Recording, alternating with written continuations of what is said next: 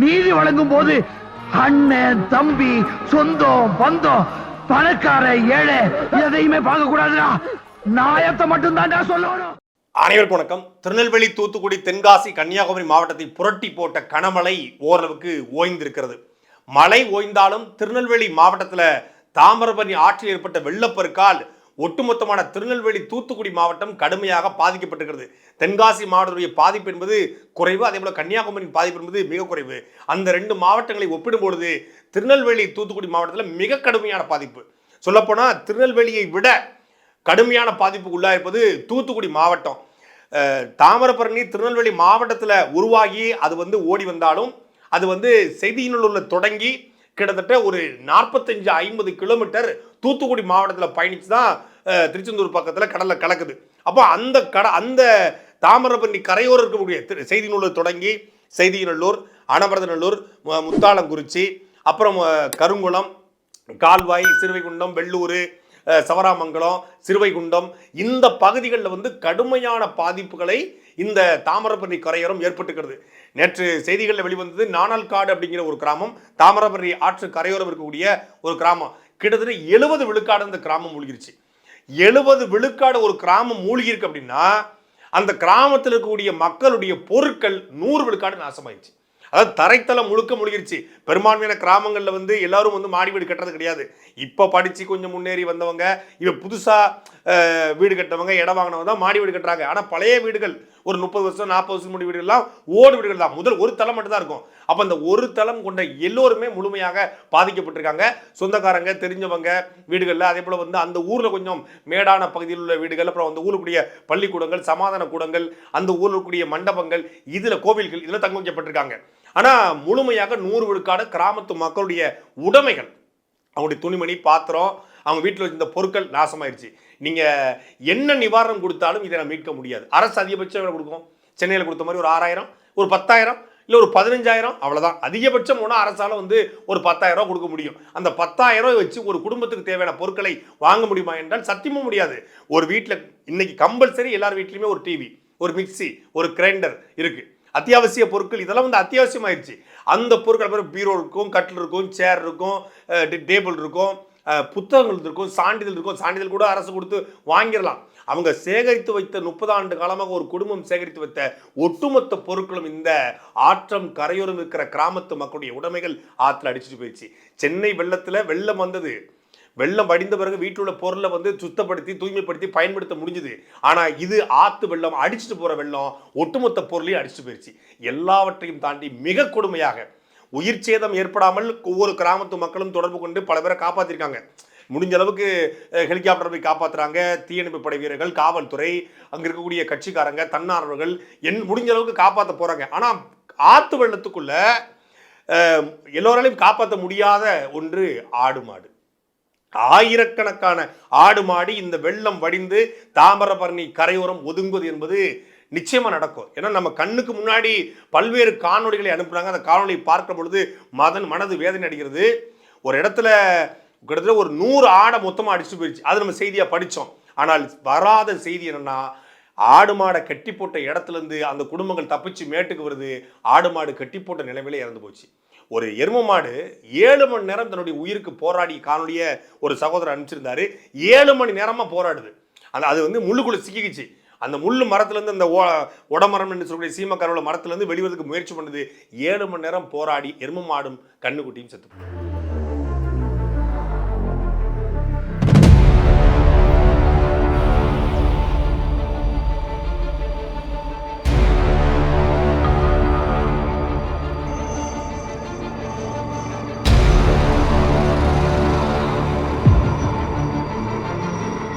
எப்போதுமே இது போன்ற இயற்கை சீற்றங்களில் மனித இழப்புகள் கணக்கிடப்படும். ஆனால் அரசாங்கம் அதை கூட சரியாக சொல்லாது. ஏன்னா மக்கள் பயந்துருவாங்க, பீதி அடைஞ்சிருவாங்க. இவ்வளவு சாவா, அரசு மீது விமர்சனம் வந்துடும் அப்படிங்கிற மறைப்பாங்க. ஆனால் மற்ற உயிரினங்களுடைய எண்ணிக்கை எப்போதுமே கணக்கிடப்படுவதே கிடையாது. அது முறையாக கணக்கிடப்படுவது கிடையாது. அதான் உண்மை. இந்த வெள்ளத்தில் நான் ஏற்கனவே குறிப்பிட்டது போல ஆயிரக்கணக்கான ஆடு மாடுகள் மிகப்பெரிய அளவில் அழிந்திருக்கிறது. கோழிகளுடைய எண்ணிக்கைலாம் ஆயிரக்கணக்கில் போகும். அதே போல் எருவு மாடாக இருக்கட்டும், பசுமாடு, காளமாடு, ஆடு மொத்தமாக இறந்துருக்குது.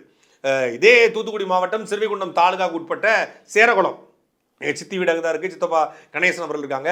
அவங்களுடைய தோட்டத்தில் 100 ஆடு செத்து கிடக்குது. தொடர்ந்துனா அவங்க பக்கத்தில் மேய்ச்சிக்கிட்டு இருந்தவங்க மொத்தமாக அவர் உயிரை காப்பாற்றி ஓடுவாரா இல்லை ஆடையும் சேர்த்துட்டு ஓடுவாரா? வெள்ளம் திடீர்னு வந்துடுது. இந்த பக்கம் சிறியந்தூர்லேருந்து தண்ணி வருது, இந்த பக்கம் சேரகுளத்து தண்ணி வருது. ஒட்டு மொத்தமாக தண்ணி வரும்போது தப்பிச்சம் பழிச்சுன்னா அவர் ஓடுறாரு. ஆடு பூரா வந்து 100 ஆடு இறந்து போச்சு. மறுநாள் காலையில் விடிஞ்சு பார்க்கும்பொழுது ஆடு அப்படி செத்து கிடக்குது. இப்படி பல இடங்கள்ல அந்த சேரகுளம் தொடங்கி சேரகுளம், வள்ளுவர் நகர், காரசேரி, அரசர்குளம், கிளாக்குளம் இந்த பகுதிகளில் நிறைய ஆடு மாடுகள் இறந்துருக்கிறது. அதைத்தான் வந்து இழுப்பு குளத்தை சார்ந்த அண்ணன் சுந்தர் அவர்கள் வந்து சொல்லும்போது சொன்னார், இது மீண்டு வர்றது வந்து உயிர் சேதம் இங்கே குறைவாக இருக்குது, உயிர் சேதம் இல்லை. ஆனால் ஆடு மாடு சேதத்திலிருந்து அந்த மக்கள் மீண்டு வருவது மிகப்பெரிய சவால். ஏன்னா அவனுடைய வாழ்வாதாரமே அந்த ஆடு மாடு தான். அவனுக்கு வேற எந்த தொழிலும் தெரியாது. விவசாயம், ஆடு மாடு. விவசாயம் முழுசா இப்போ வந்து மழை பெஞ்சனால அழிந்திருக்கிறது. அப்படி நிலத்தை கூட பண்படுத்தி கொண்டு வர முடியும். ஆனால் இந்த ஆடு மாடை அவனால் எந்த அரசாங்கம் 3000 ரூபா கொடுக்கும். ஒரு மாட்டுக்கு ஒரு ஆட்டுக்கு 3000 கொடுக்குறான். ஒரு ஆடு 3000 விற்கப்படுதா? 20000 ரூபாய் மதிப்புள்ள ஆடுக்கு 3000 தான் அரசு நிவாரணம். அதுவும் அரசு நிவாரணம் வாங்குறதுக்குள்ள அவனுக்கு நாக்கு தள்ளிடும். அப்ப அந்த வாழ்வாதாரத்தை அவன் திரும்ப பெறுவதற்குள்ள திரும்பி மீட்டு கொண்டுவதற்கு ரொம்ப நாளாகும். சொல்ல போனா இந்த வெள்ளத்தால் பாதிக்கப்பட்ட மக்கள் 10 ஆண்டுகளுக்கு பின்னோக்கி போயிருக்காங்க.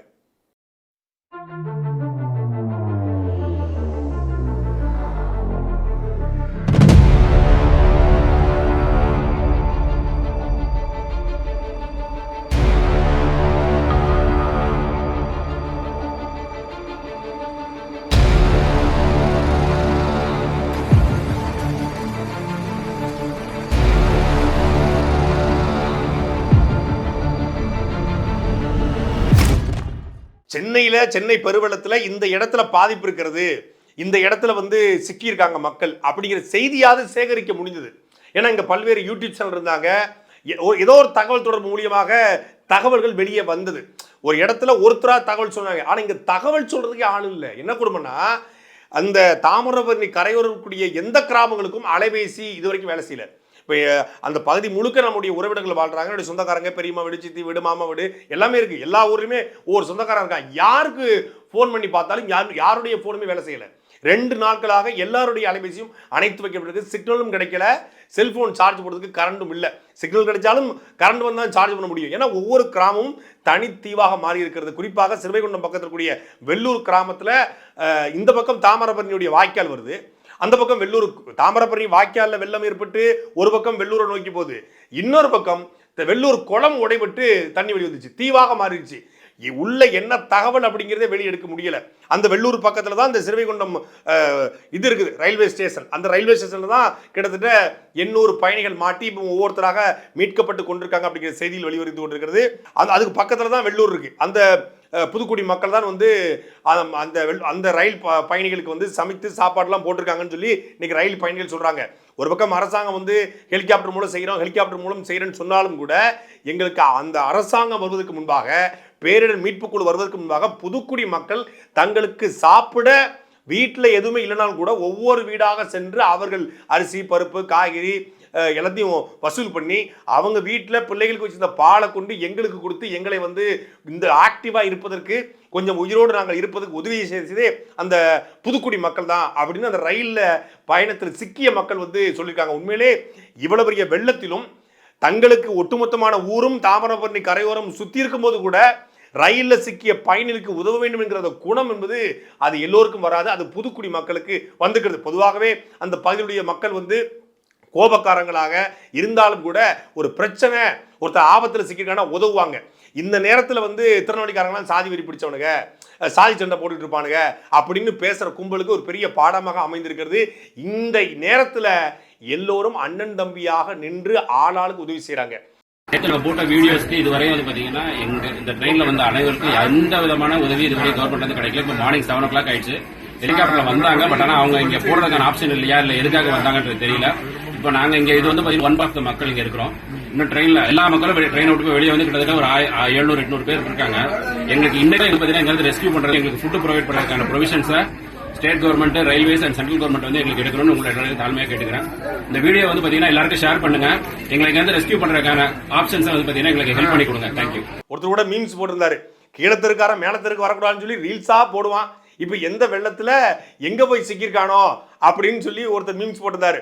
ஆனால் இப்போ அந்த எந்த பிரச்சனையும் இல்லாம கீழே தெரு மேல தெரு அந்த தெரு இந்த தெரு இல்லாம எல்லோரும் எல்லா சமூகத்தை சார்ந்தவர்களும் இந்த வெள்ளத்துல பாதிக்கப்பட்டு எல்லோரும் ஒன்னா உட்காந்துருக்கான். இப்போ வந்து இங்க ஏற்றத்தாழ்வும் இல்ல, வர்க்க பேதமும் இல்ல, சாதிய பேதமும் இல்ல, பணக்காரன் ஏழை அப்படின்னு பாகுபாடு இல்லை. வெள்ளத்துக்கு தெரியுமா என்ன, இது தேவர் வீடு, இது நாடார் வீடு, இது தேவேந்தர் வீடு, இது கோனார் வீடு, இது செட்டியார் வீடு, இது முதலியார் வீடு, அடிவெல்லாம் ஒரே வீடு.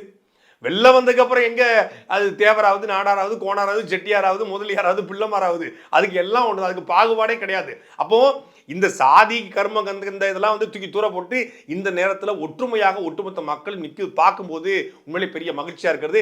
இந்த நேரத்திலையும் சில கூட்டம் சாதியாக தான் பார்க்குறான். அவன் ஆட்களுக்கு மட்டும் உதவி செய்யணும்னு நிற்கிறான், என் ஆளுகளுக்கு மட்டும் உதவி செய்யணும் உதவி நிற்கிறான். அது அந்த கூட்டத்தை நம்ம எப்போதும் திருத்த முடியாது. ஆனால் இந்த நேரத்தில் நாம் எல்லோரும் ஒட்டுமொத்தமான மக்கள், திருநெல்வேலியுடைய மக்கள், தூத்துக்குடி மக்கள், தென்காசி மக்கள் பார்த்து உதவி செய்ய வேண்டும். ஏன்னா இது மிகப்பெரிய பேர். ஒருத்தர் சொல்றாரு, இது போல வெள்ளம் வந்திருக்கு, இது ஒன்றும் புதுசு கிடையாது, இதே போல மழையும் பெஞ்சிருக்கு, எனக்கும் தெரிஞ்சே பெஞ்சிருக்கு. ஆனால் அப்பெல்லாம் வந்து கரை உடையாது, குளத்தினுடைய கரை வரைக்கும் தண்ணி வரும், கரை உடைஞ்சதை பார்த்தே கிடையாது. இதே போல மழை ஒரு நாள் முழுக்க பெஞ்சிருக்கிறது, 2 நாள் முழுக்க பெய்திருக்கிறது. ஆனாலும் இப்படி கரை உடைஞ்சு கிடையாது. இப்போ ஏன் கரை உடையது தெரியுமா? அதை சொன்னதுக்கு தான் இந்த திமுகவுடைய ஹைனாக்கள் கூட்டம் என்ன பண்ணுது, சங்க கடிக்க வருது. ஆறுகளுடைய வழித்தடங்கள் வந்து முழுக்க முழுக்க ஆக்கிரமிக்கப்பட்டிருக்கிறது, ஆறு குப்பையாக மாற்றப்பட்டிருக்கிறது, ஆறு மணல் அள்ளி ஆறு சுருங்கி போச்சு. அதே போல வந்து எல்லா குளங்களும் தூர்வாரப்படலை. நான் சொன்ன போது என்னை கடிக்க வருகிற திமுகவுடைய டிமுக ஐடி விங்குடைய ஹைனாக்கள் KKSSR அவர்களை பார்த்து ஒரு சாமானியன் கேட்கிறாரு, திருநெல்வேலி சார்ந்த ஒரு அண்ணன் கேட்கிறாரு, உங்க ஆளுக்கு ஆத்துல இருக்கிற குளத்துல இருக்கிற மண்ணை பூரா அழிட்டு போயிட்டாங்க, கரையில இருந்த மண்ணை பூரா அழிட்டாங்க, அதனால கரை பள்ளமா போயிடுச்சு, கரையே இல்ல, அதனாலதான் தண்ணி ஊருக்குள்ள வந்துச்சு, இது வரைக்கும் தண்ணி ஊருக்குள்ள வந்ததே கிடையாது, மண்ணெண்ண தான் தண்ணி ஊருக்குள்ள வந்து சொல்றாரு. அதுக்கு என்ன பதில் சொல்ல போறீங்க? உண்மையிலேயே வெள்ளம் இயற்கை, வரலாறு காணாத மழை, 100 சென்டிமீட்டர் மழை. ஆனால் குறைந்தபட்சம் இந்த வெள்ளத்தினுடைய பாதிப்பை குறைத்திருக்க முடியும். எப்படி? சரியாக குளங்களையும் ஏரிகளையும் அங்கே கம்மாய்களையும் கரணைகளையும் நீங்க முழுமையா தூர்வாரி வச்சிருந்தா என்ன பண்ணிருக்கலாம், இந்த பாதிப்பின் அளவு குறைஞ்சிருக்கும். உள்ளுக்குள்ள தாமிரபரணி கரையில வெள்ளம் வந்து கூட சரி, ஆனா தாமிரபரணியிலிருந்து 10 கிலோமீட்டர் 5 கிலோமீட்டர் தொலைவில் இருக்கக்கூடிய ஊர்களில் வெள்ளம் வந்திருக்கிறத, குளங்கள் எல்லா குளமும் உடைஞ்சு போச்சு. எல்லா குளமும் உடைவதற்கு எப்படி, எது காரணம்? குளம் நிரம்பல. குளம் நிரம்பு, அதாவது குளம்னா ஒரு குளத்தினுடைய பரப்பளவை தாண்டி அந்த குளம் வரப்பளவுல வந்து தண்ணி நிறைஞ்சி அதுக்கப்புறம் அது வெளியே வருது, பரவாயில்ல. அந்த குளத்துடைய பரப்பளவு வந்து 2 மடங்கு மண்ணு கீழே கிடக்கு. அந்த மண்ணை பூரா நீ தூர்வாரல. இவன் சொல்றான் 1 கிலோமீட்டருக்கு ஆழத்துக்கு தூர்வாரா கூட இப்ப வெள்ளம் வரும்ன்றான். நீ முதல்ல தூர்வாரு, குளத்தினுடைய பரப்பளவு அடிப்புல தூர்வாரு. மழை வந்தா தானே தூர்வார முடியும், மழை வராம எப்படி தூர்வாருவீங்க? நீ தூர்வாரி குளத்தை சுத்தப்படுத்தி வச்சு குளத்துல வந்து மரங்களை வச்சிருந்தா வருஷத்துக்கு வருஷம் மழை வருது. திருநெல்வேலியில் மழை வராம இருக்கா? தென்காசியில் மழை வராமல் இருக்கா? இல்லை விஜயநாதத்தில் மழை வராமல் இருக்கா? இல்லை வீராணத்தில் மழை வராமல் இருக்கா? இல்லை ராமானுஜபுதூர் பகுதியில் மழை வராமல் இருக்கா? இல்லை சிறுவைகுண்டம் பகுதியில் மழை வராமல் இருக்கா? இல்லை தாமிரபரணி கரையோரம் மழை வராமல் இருக்கா? மழை ஆண்டுக்கு 3 முறை 4 முறை பொழிக்கிறது. மழையை பொழிந்த மழையை சேமித்து வைப்பதற்கான குளங்கள் இங்கே இல்லை, தூர்வாரப்படலை. அது வந்த தண்ணியை அப்புறம் உறிஞ்சி வச்சுக்கிறது. தூர்வாரி சுத்தப்படுத்தி வச்சு தானே தண்ணி தேக்குவதற்கான இடமா அதை இருந்திருக்கும், அது இல்லையே. அப்போ இந்த மழை வெள்ளம் அதிகமானதற்கு, பல்வேறு கிராமங்களுடைய குளங்கள் உடைப்பட்டதற்கு தூர்வாராமல் போனதுதான் மிக முக்கியமான காரணம். அதை யாரும் மறுக்க முடியாது. கரை பெரிய கரை மண்ணை பூரா அழிட்டாங்க, கரை கிடையாது. கரை இல்லாத காரணம். ஒரே ஒரு சான்ஸே கிடையாது. ரொம்ப மந்தம் சார். கரை தான் மண்ணை அழிட்டு போயிட்டாங்க, கரை இல்ல. அது கண்ணு தண்ணி உடனே ஊருக்குள்ள வருது. அதெல்லாம் ஒண்ணுமே கிடையாது. கரை தான் காங்கல. இப்ப எவ்வளவு நாட்கள் இந்த பணியை முடிப்பாங்க? எனக்கு பால்மேட்டி பேசுறேன். எவ்வளவு நாள் மாதக்காலம் இருந்துட்டே இருக்குது. கரையே கிடையாது. அந்த கரையை வந்து இப்போதான் நேரத்தான மண் இப்போ அந்த பாலம் போட்டீங்கன்னா தண்ணி வந்து பழத்தை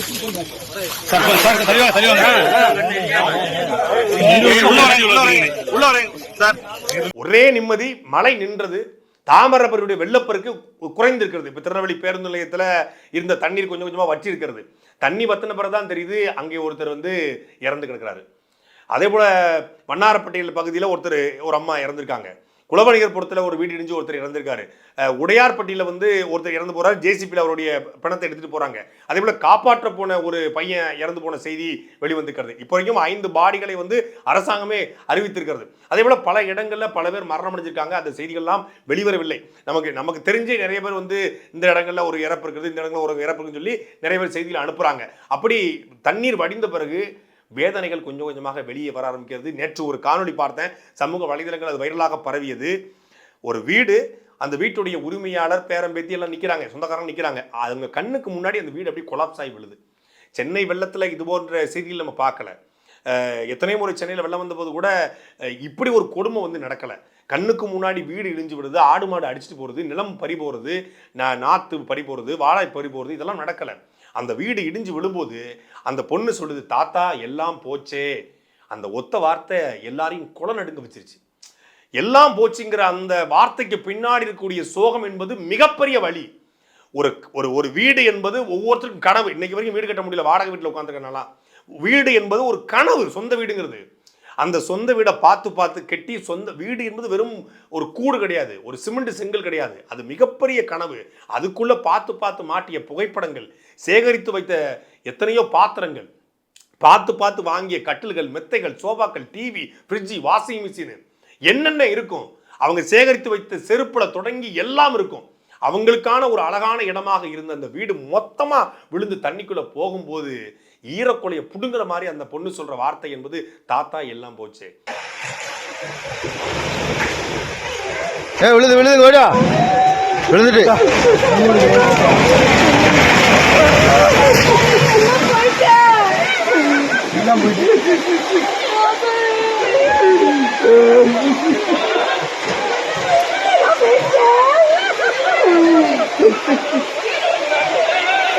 தள்ளி நின்னுங்க எல்லாரும். அவனுங்க முதல்ல தள்ளி நின்னுங்க சொல்லுலாம்.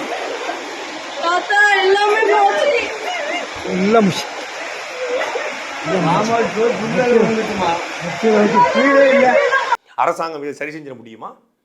முடியாது. ஆனால் தனி மனிதர்கள் சேர்ந்தால் செய்ய முடியும். அரசு ஆறுதல் சொல்லும், அதிகபட்சம் ஒரு 10,000 நிதி கொடுக்கும், இல்லை வந்து ஒரு தொகுப்பு வீடு கட்டத்துக்கு 2 லட்சம் கொடுக்கும். நீங்கள் இந்த வீடோடைய மதிப்பு குறைந்தபட்சம் 30 லட்சம் ரூபா இருக்கும். அந்த 30 லட்சம் ரூபாயில வந்து அரசு வந்து செய்யாது. ஒருத்தருக்கு செஞ்சால் இன்னொரு செய்யணுமே அப்படின்னு சொல்லி கடன் தான் போகணும். ஆனாலும் செய்ய வேண்டும். அவர்களுக்கு யார் நிற்க போறா? நம்ம தான் நிற்கணும். யார் நிற்க போகிறது கிடையாது. அதே போல ஒரு 2 பேருடைய கார் அடிச்சுட்டு போச்சு. அந்த காருங்கிறதும் ஒரு பெரிய கனவு தான். அது கார் வந்து லக்ஸுரி தான், அது ஒரு ஆடம்பரம் தான். ஆனாலும் அந்த கார் வச்சிருக்கவங்களுக்கு தான் அது தெரியும்.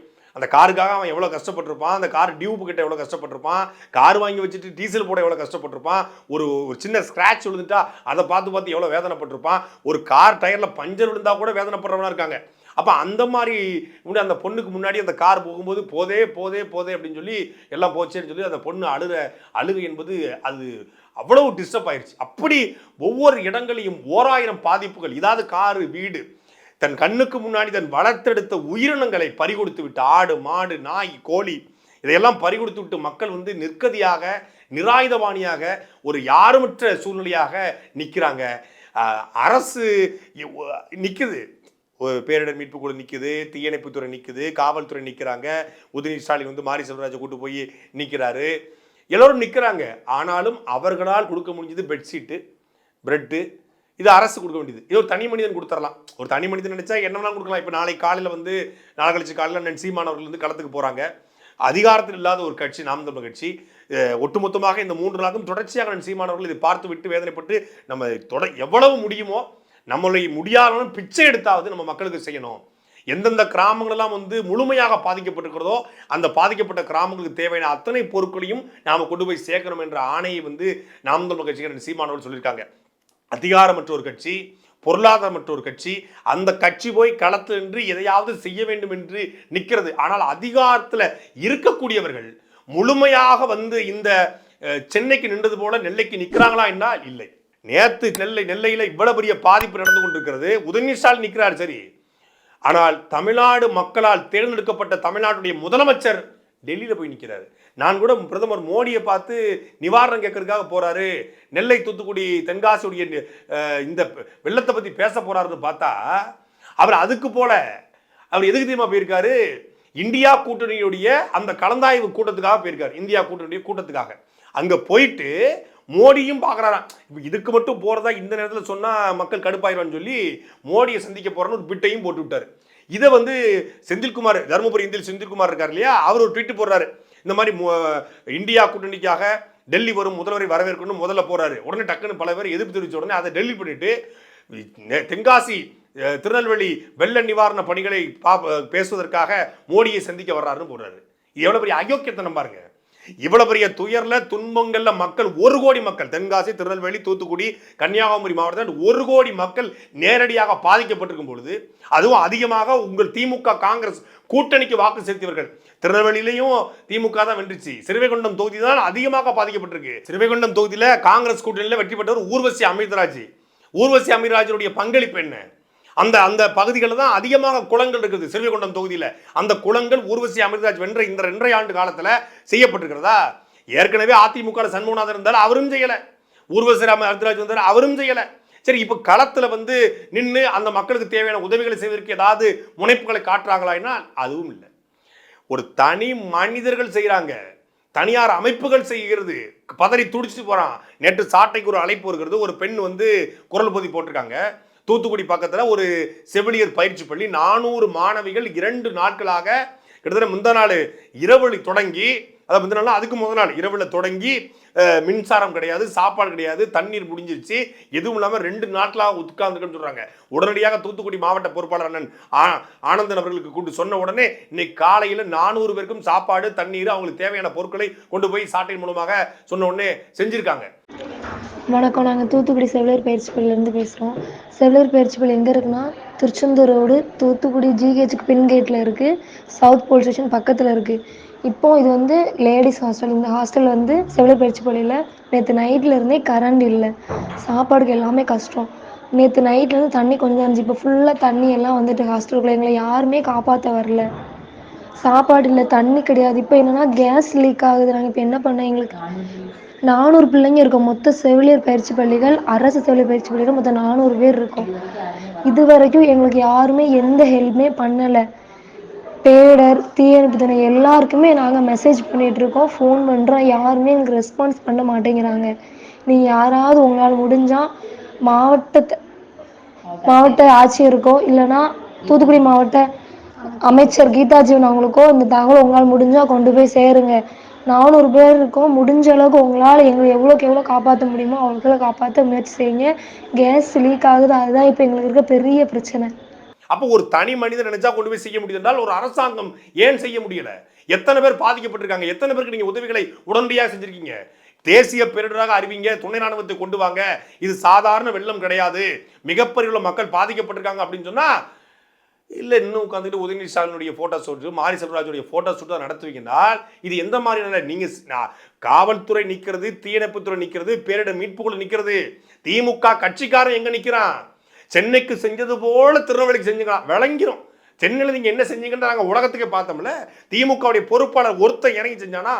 எங்கேயோ அங்கங்கே ஒரு கவுன்சிலரு அங்கங்கே சோறு பொங்கி போட்டாங்க. இப்போ நம்ம வந்து நாங்குநேரி சேர்மனை குற்றம் சாட்ட உடனே உட்காந்துக்கிட்டு என்னது வெஜ் பிரியாணியும் முட்டையும் போட்டுக்கிட்டு இருக்காங்க. இது ஒரு சேர்மனுடைய வேலையா? யாரு? சௌமியா எட்வினும் அவங்க கணவர் ஆரோக்கிய எட்வினும் 2 பேருமே திருநெல்வேலியே கிடையாது, நாங்குநேரிலே கிடையாது. இப்போ 2 நாளைக்கு முன்னாடி தான் வந்திருக்காங்க. வெளில வந்தோடனே வந்திருக்காங்க. யார்? உதயநிதி ஸ்டாலின் வராரு அப்படின்னு வந்து நின்றுக்கிட்டு தக்காளி சாதமும் முட்டையும் பொங்கி போட்டு உட்காந்துருக்காங்க. இது ஒரு சேர்மன் பண்ற வேலை இல்லையே, இது தனி மனிதன் மட்டும் பேரலாமே. நீ எத்தனை ஏரி குளத்தை தூர்வாரிக்கு அதை லிஸ்ட்டை போடு. நான் இந்த ஏரி குளத்தை தான் தூர்வாரி வச்சிருந்தேன், விஜயநாராயணம் குளத்தை தூர்வாரி வச்சிருந்தேன், நாங்குநேரியை தூர்வாரி வச்சிருந்தேன், பக்கத்தில் மஞ்சம்பத்தை தூர்வாரி வச்சிருந்தேன், மருகால்குறிச்சி தூர்வாரி வச்சிருந்தேன், லிஸ்ட் எடுத்து போடு. இல்லை உன் சொந்த ஒரு பரப்பாடி குளத்தை தூர்வாரி இருக்கேன், லிஸ்ட் எடுத்து போடு. பண்ணிக்க. அதை பண்ணல. அதெல்லாம் பண்ணியிருந்தா அந்த குளங்கள் உடஞ்சிருக்காது, அந்த குளங்கள் சரியா இருந்திருக்கும், ஊருக்குள்ள தண்ணி வந்திருக்காத. ஊருக்குள்ள தண்ணி வரலனாலே கரண்ட் கட் பண்ண தேவையில்லை, மக்களுக்கு நீ முட்டை போட தேவையில்லை, நீ சோறு போட தேவையில்லை, அவன் வேலையை அவன் பார்த்துருப்பானே.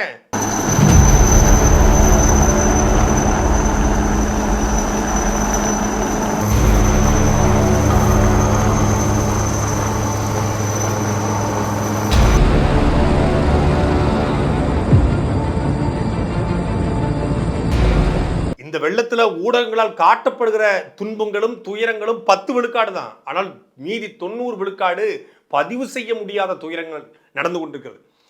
இந்த சிறுவைகுண்டத்தில் பக்கத்தில் தாதன்குளத்தில் வந்து ரயில்வே ட்ராக்கில் தண்ணி போயிடுது.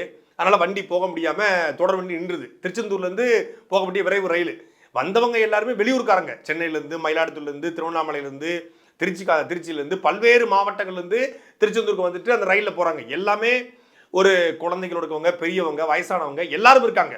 எல்லாமே பக்தர்கள், திருச்செந்தூர் கோயிலுக்கு வந்தவங்க. 800 பேர் ஸ்டக் ஆகி நிற்கிறான். அப்போ அதில் சொல்கிறாங்க கொஞ்சம் கொஞ்சமாக தண்ணி மேலே ஏறி இருக்கு, ரயிலும் மூழ்கிருமோ அப்படிங்கிற பயம் உங்களுக்கு வந்துருச்சு. ரயில் எப்படியும் போகாது, நீங்கள் தண்டவாளத்தை சரி பண்ணுறதுக்கு ஒரு 2-3 நாட்கள் ஆகும். ஏன்னா தண்ணி வடியணும், தண்ணி வடிஞ்சு அதுக்கப்புறம் தான் வந்து உள்ளே வர முடியாது. ஏன்னா தாதங்குளம் முழுக்க துண்டிக்கப்பட்டுச்சு. இந்த பக்கம் செய்திநூல்லேருந்து கருங்குளத்துலேருந்து முழுமையாக வந்து துண்டிக்கப்பட்டுருச்சு. செய்திநூல் வரைக்கும் தான் இப்போதைக்கு பஸ் போகுது. நேற்று கிருஷ்ணாபுரம் வரைக்கும் போயிட்டு இருந்துச்சு, இன்னைக்கு செய்திநூல் வரைக்கும் பஸ் போகுது. அப்போ கருங்குளம் முழுக்கே தனித்தீவாக மாறினால கருங்குளம் வழியாக போய் தான் நீங்கள் வந்து தாதங்குளத்தில் ரீச் பண்ணி அந்த தண்டவாளத்தை சரி பண்ண முடியும். அப்போ தண்டவாளத்தை இப்போதைக்கு சரி பண்ண முடியாதுன்னே மக்கள் என்ன பண்ணியிருக்கிறான், மீட்பு பணி வரும், மீட்பு குழு வரும் அப்படின்னு காத்திருந்ததை தாண்டி மக்கள் இறங்கி நடக்க ஆரம்பிச்சிட்டான். ரயில்வே ட்ராக்லேயே கிட்டத்தட்ட அந்த சிறுவைகுண்டத்திற்கும் திருநெல்வேலிக்கும் கிட்டத்தட்ட 45 கிலோமீட்டர் வரும். ரயில்வே ட்ராக்ல வந்தால் கிட்டத்தட்ட 50 கிலோமீட்டர் மேலே வரும். அதை பற்றி கவலைப்படாமல் மக்கள் ரயில்வே ட்ராக்ல நடந்து எப்படியாவது வந்து கண்ணுக்கு தெரிற ஊருக்கு போயிடுவோம், போய் திருநெல்வேலியிலேருந்து பஸ் ஏறி கிளம்பிடுவோம் அப்படின்னு சொல்லி 800 பேர்ல 500 பேர் இறங்கி நடக்க ஆரம்பிச்சாங்க. இப்போ 300 பேர் மிச்சிருக்காங்க. இன்னைக்கு காலையில் ஒரு 9 மணிக்கு கிட்டத்தட்ட ஒரு 50-60 பேர் அந்த தாதங்குளம் ட்ராக்ல உட்கார்ந்துருக்காங்க. அப்போ அந்த வழியாக போயிட்டு வந்து நம்முடைய அண்ணன், என்னுடைய உறவினர் அவர் இலுப்பக்குளம் சுந்தரராஜன், அவர் தான் நமக்கு தகவல்களை எடுத்து உடனடியாக அனுப்புறது. இந்த பகுதி பாதிக்கப்பட்டிருக்கு, இது நடந்துகிட்டு இருக்கு அப்படிங்கிற தகவல் எல்லாம் சொன்னார். அவர் அங்கே போயிருக்காரு. அப்போ போகும்போது சின்ன சின்ன குழந்தைங்களோட பெண்கள், ஒரு 30 வயசு 35 வயசு பெண்கள் வந்து தத்தளிச்சு போய் உட்காந்துருக்காங்க. அதை பார்த்துட்டு சொன்னார், நில குளிஞ்சிட்டு தம்பி, ஒரு சின்ன சின்ன குழந்தைங்களை வச்சுக்கிட்டு அந்த இடத்துல உட்காந்து பிஸ்கட் பாக்கெட் சாப்பிட்டுக்கிட்டு ஏன் இப்படி உட்காந்துருக்குன்னு கேட்கும்போது சொல்கிறாங்க, நாங்கள் வந்து ரயிலேருந்து இறங்கி நடந்து வந்தோம், அப்படியே பக்கத்தில் உள்ள ஊருக்கு போய் நாங்கள் பஸ் ஏறி பிடிச்சி போகலான்னு வந்தோன்னே அந்த பக்கம் வழியே இல்லையம்மா, எப்படி போவீங்க அப்படின்னோடனே, இல்லை நடந்து நாங்கள் எப்படியாவது போயிடுவோம் சொல்லி ட்ராக்லேயே போயிடுறோம் அப்படின்னு ஒவ்வொருத்தராக அந்த ட்ராக் மேலே நடந்து போயிட்டு இருக்காங்க. அவருடைய பங்குக்கு 2 பேரை பைக்கில் வச்சு கூட்டு போயிருக்காரு. அந்த தாதங்குளத்தை சேர்ந்த பசங்கள் வந்து பைக்கில் காலிலேருந்து 2 கூட ஒன்று விட்டுருக்காங்க. பைக்லையும் போக முடியாது, கஷ்டப்பட்டு தான் போகணும், ட்ரிபிள்ஸ்லாம் போகிறதுக்கான வாய்ப்பே கிடையாது. ஆனாலும் எப்படியாவது ஒரு 2 பேர் 3 பேரை காப்பாற்றுவோம் அப்படின்னு சொல்லி காப்பாற்றிட்டு இருக்காங்க. அப்படி இந்த ட்ராக் மூலியமாக நடந்து வந்து பல பேர் செய்திநூலர் வந்து செய்திநூலிலிருந்து பஸ் ஏறி ஊருக்கு போகலாம் அப்படிங்கிற நம்பிக்கையில் நடந்து வந்துட்டு இருக்காங்க. ஏன்னா பேரிடர் மீட்பு குழு, இந்த துணை ராணுவம், அதே போல் வந்து தீயணைப்புத்துறை, அந்த எண்ணிக்கை ரொம்ப குறைவு. இங்கே பாதிக்கப்பட்ட மக்களுடைய எண்ணிக்கை வந்து ரொம்ப அதிகம். 800 பேரையும் ஹெலிகாப்டர் வந்து காப்பாற்றி போகிறது அப்படிங்கிற சாத்தியம் வந்து ரொம்ப குறைவாக இருக்குன்னா, ஒரு 2 ஹெலிகாப்டர் வச்சுட்டு அவங்க என்ன பண்ணுவாங்க? அப்போ மக்களாகவே அதை நம்பாது நாங்கள் எவ்வளோ நேரம் தான் காத்துட்டு இருக்கு அப்படின்னு சொல்லி அவங்களாகவே இறங்கி நடக்க ஆரம்பிச்சிருக்காங்க. அதில் கிட்டத்தட்ட 30 கிலோமீட்டர் 40 கிலோமீட்டர் நடந்து வந்து பேருந்து பிடிச்சி அந்த கொடுமையில் 2 நாட்கள் காத்துருக்காங்க. ஏன் அவங்களுக்கு பொறுமை இல்லை அப்படின்னா, இப்போ ஏன் காத்திருக்க முடியலன்னா, 2 நாட்கள் பசி பட்டினியோடு இருந்தாச்சு, உயிர் பயம் வந்துருச்சு, எப்படியாவது தப்பிச்சு போயிடுவோம் அப்படிங்கிற அந்த முயற்சியில் அந்த நம்பிக்கை வந்து அந்த மக்கள் வந்து வந்துட்டு இருக்காங்க அப்படிங்கிற செய்தியில் வந்து வருது.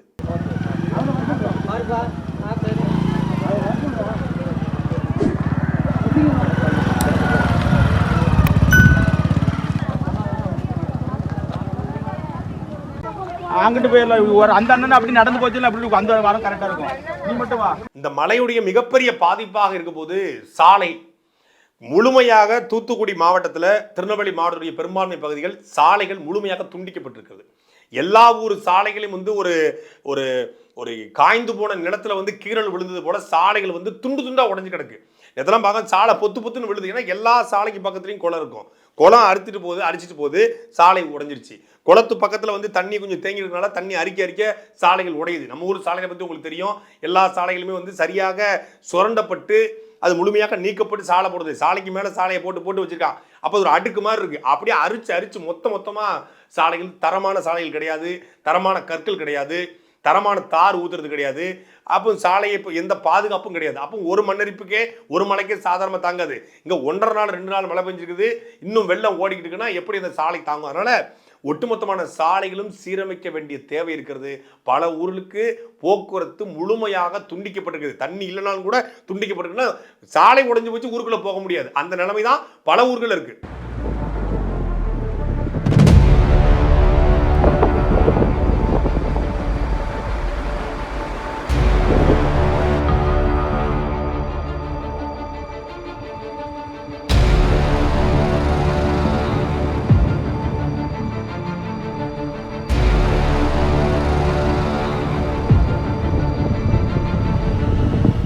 நேற்று சாட்டையில நம்ம வந்து ஒரு எண் கொடுத்து இந்த எண்ணிற்கு நீங்கள் பாதிக்கப்பட்டவர்கள் யாராவது தகவல் சொல்லுங்கன்னு சொன்னோம். இரவுக்குள்ள கிட்டத்தட்ட ஒரு 50 பேருக்கு மேல வந்து இந்த இடத்துல 50 பேர் இருக்காங்க, இந்த இடத்துல 100 பேர் இருக்காங்க அப்படின்னு பல்வேறு இடங்கள் அழைச்சாங்க.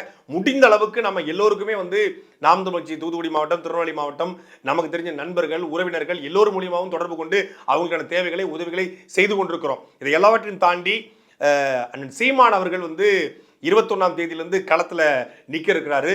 மிகப்பெரிய அளவில் இந்த நிவாரணங்கள் நாம் செய்ய வேண்டும். ஏன்னா சென்னை வெள்ளத்தில் கிட்டத்தட்ட 7 நாட்கள் கிட்டத்தட்ட 30 லட்சம் ரூபாய்க்கு மேற்பட்ட நிவாரணங்களை வந்து சீமானவர்கள் வழங்கினாங்க. ஒவ்வொரு நாளும் வந்து 5000 குடும்பங்களுக்கு நிவாரணம் வழங்கப்பட்டது. நம்ம அதை தொடர்ச்சியாக களத்தில் நின்று பார்த்தோம். இந்த வெள்ளம் என்பது சென்னையை விட 3 மடங்கு மிகப்பெரியது. அது இதை விட பாதிப்பு என்பது மிகப்பெரிய அளவில் இருக்கும். நாளைக்கு முழுமையாக நாளையோ நாளை மறுநாளோ 2 நாள் கழிச்சு தண்ணீர் கொஞ்சம் வற்றினால்தான் தெரியும் எவ்வளவு பெரிய பாதிப்பு என்பது.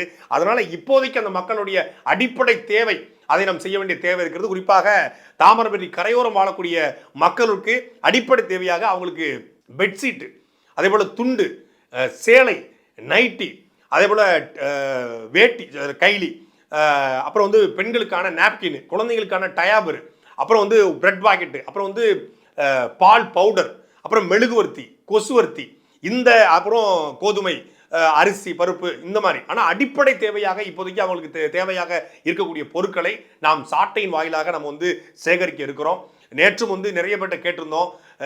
இதை ஒரு திறந்த மனதோடு நாம் கேட்குறேன். எத்தனையோ உதவிகள் நாம் செய்திருக்கிறோம். இந்த நேரத்தில் திருநெல்வேலி, தென்காசி, தூத்துக்குடி, கன்னியாகுமரி இந்த 4 மாவட்ட மக்களுக்கும் நாம் எல்லோரும் உறுதியாக நிற்க வேண்டும். நம்முடைய மக்கள்ல ஒருத்தவங்க பாதிக்கப்பட்டிருக்காங்க, கிட்டத்தட்ட லட்சக்கணக்கான மக்கள் பாதிக்கப்பட்டிருக்கும் போது நாம் எவ்வளவோ செலவு செய்கிறோம். அந்த செலவில் ஒரு செலவாக இந்த நிவாரணத்துக்கு நாம் வந்து மிகப்பெரிய உதவி செய்ய வேண்டும். சாட்டையுடைய இந்த மாதத்துக்கு வரக்கூடிய ஒட்டுமொத்தமான அந்த ரெவென்யூ வருமானத்தையும் இந்த வெள்ள நிவாரணத்துக்கு நான் வழங்க இருக்கிறேன். அதே போல என்னால் முடிந்த அளவுக்கு என்னுடைய நண்பர்கள்ட்ட, உறவுகள்கிட்ட 500, 100, 200 என்று சேகரித்து இந்த நிவாரணத்துக்கு எவ்வளவு சேகரிக்க முடியுமோ அந்த பணியில் நம்ம ஈடுபட்டுக்கிறோம். சாட்டையினுடைய பார்வையாளர்கள்ட்ட இதுவரைக்கும் நாம் எந்த உதவியுமே நேரடியாக கேட்டது கிடையாது. முதன்முறையாக உங்க எல்லாத்தையும் கையெடுத்து கேட்கிறேன்.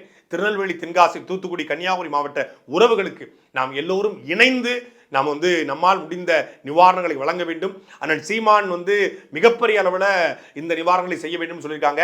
நாம் தமிழர் கட்சியின் மூலமாக சாட்டினுடைய பார்வையாளர்கள், பின்தொடர்பாளர்கள் நாம் நம்முடைய உதவிகளை கொண்டு போய் சரியான மக்களுக்கு கொண்டு போய் சேர்ப்போம். நீங்கள் வந்து நிதியாக தர விரும்பல, நான் வந்து ஒரு பெரிய கடை வச்சிருக்கிறேன், ஒரு 100 பெட்ஷீட் தரேன், ஒரு 100 தார்பாய் தரேன், 100 கைலி தரேன், 100 லைட்டி தரேன், இல்லை நான் வந்து மளிகை கடை வச்சுக்கிறேன், அரிசி பருப்பு காய்கறி தர்றேன், நான் வந்து மெழுகுவர்த்தி வியாபாரம் பார்க்குறேன், மெழுகுவர்த்தி தரேன், என்ன முடியுமோ உங்களால் என்ன முடியுமோ அதை பொருளாகவோ இல்லை நிதியாகவோ எப்படி வேணாலும் நீங்கள் கொடுக்கலாம். பொருளாக கொடுக்க விரும்புவர்களுக்கு நான் வந்து அதுக்கான முகவரி அனுப்புகிறேன். அதே போல் நிதியாக கொடுக்க விரும்புவர்களுக்கு நம்முடைய நாம் தமிழுடைய டொனேஷன் அந்த வழங்கக்கூடிய அந்த வெப்சைட்டுடைய லிங்க் வந்து கீழே கொடுக்கப்பட்டிருக்கிறது. தொடர்பு கொள்ள சாட்டையினுடைய எண் கொடுக்கப்பட்டிருக்கிறது. அதன் மூலமாக உங்களுடைய நிதியை தயவு செய்து தென்காசி, தூத்துக்குடி மாவட்ட உறவுகளுக்கு நீங்கள் வழங்க வேண்டும். நாம் வந்து இந்த நேரத்தில் செய்கிற உதவி என்பது மிகப்பெரிய அளவில் அவங்களுக்கு பயன் கொடுக்கும். ஏன்னா அரசாங்கத்தால் வந்து முழுமையாக செய்ய முடியுமா என்றால் அது கேள்விக்குறி. அவங்க ஒரு ரேஷன் கடையில் ஒரு 6000 ரூபாய் கொடுத்துருவாங்க. அது கொடுக்குறதுக்கு இன்னொரு 15-20 நாள் ஆகும். அதுக்கு அவங்க மீண்டு வரணும். இப்போதைக்கு குளிரில் நடுங்கி கொண்டிருக்கிற மக்களுக்கான தேவைகள் இருக்கிறது. எல்லா உடைமைகளும் பறிபோன மக்களுக்கான உடைகள் தேவைப்படுகிறது. அதே போல் இப்போதைக்கு அவங்களுக்கு சாப்பாடு பல பேருக்கு தேவைப்படுகிறது. பல இடங்களில் வந்து தண்ணீர் கூட, தண்ணி ஊர் முழுக்க தண்ணி, ஆனால் குடிக்க தண்ணி இல்லாமல் பல பேர் கஷ்டப்பட்டு இருக்காங்க. இன்னும் இந்த மழை ஓஞ்ச பிறகு பல்வேறு நோய்கள் வரும். அதிலிருந்து அவங்க காப்பதற்கான மருந்துகள், இந்த கொசுவர்த்தி, மெழுகுவர்த்தி, இதை எல்லாவற்றையும் சேகரித்து பெருந்திரளாக நாம் கொண்டு போய் சேர்க்க வேண்டும். அதனால் தயவு கூர்ந்து சாட்டினுடைய பார்வையாளர்கள், பின்தொடர்பாளர்கள் இந்த முறை தென்காசி, தூத்துக்குடி மக்களுடைய, திருநெல்வேலி, கன்னியாகுமரி மக்களுடைய கண்ணீரை துடைக்க, அவங்க கரங்களுக்கு நாம் வந்து வலு சேர்க்க, உதவியா நிற்க நாம் எல்லோரும் ஒன்றிணைந்து செயல்படுவோம். சாட்டை எடுத்து நாட்டை திருத்து, இளம் தலைமுறை தானே நீ வழி